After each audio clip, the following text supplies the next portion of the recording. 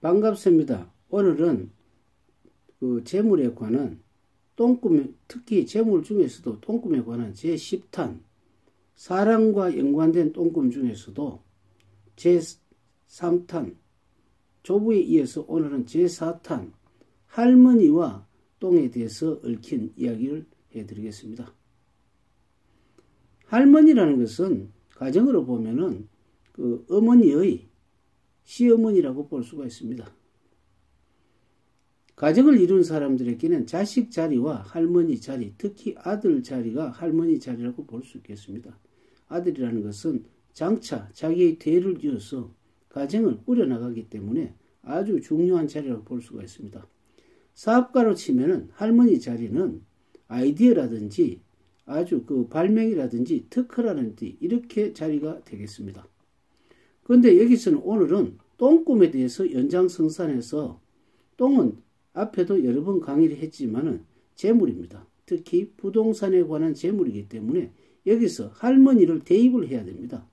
할머니는 자식 자리와 같기 때문에 상업을 하는 사람은 아이디어가 될 것이고 일반 사람들은 거기에 관한 아주 특출한 발명이라는 특허 모두 여기 아이디어에 속한다 볼 수 있겠습니다.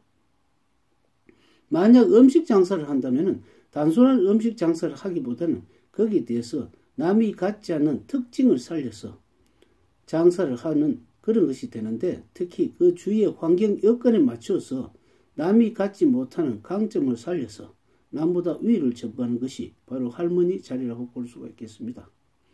그렇다면 똥꿈과 할머니를 대입해서 할머니가 똥을 누는 꿈을 꿈속에서 만약에 보았다면 장사를 하는 사람 같으면 앞으로 자기가 지금까지 못당한 장사를 새로운 아이디어를 얻어서 한다는 것입니다. 만약 할머니가 똥을 누면서 옆에 사람, 옆집에 만약에 닭집 사람하고 이야기를 나누는 것을 들었다고 만약에 가정해 봅시다. 내가 만약 짜장면 집을 하고 있는데 잘 되고 있지 않았는데 지금 그 사람의 꿈으로 봐서는 그 곳에서는 닭집을 해야 성공을 한다는 아이디어를 얻는다는 것입니다. 그럼 여러분들이 가장 의문점이 하나 있을 것입니다. 꿈속에 닭집을 보았다 해서 닭집이라고 어떻게 가정하느냐는 것입니다. 이것은 아주 중요한 사항인데 여러분들이 이런 하나 예를 들어 볼까 합니다. 지금 동물들이라든지 새 종류들 이렇게 보면은 주로 자기가 깨어날 때 사람이 인공부화를 했을 경우에 깨어나는 순간 먼저 보는 그 사람이 자기 부모인 줄 알고 졸졸 따라다니는 걸 볼 수가 있습니다. 그렇다면 꿈속에서는 우리가 눈이라든지 귀라든지 코라든지 맛이라든지 느낌이라든지 이런 것이 거의 없는 거의 무의식 세계와 같습니다.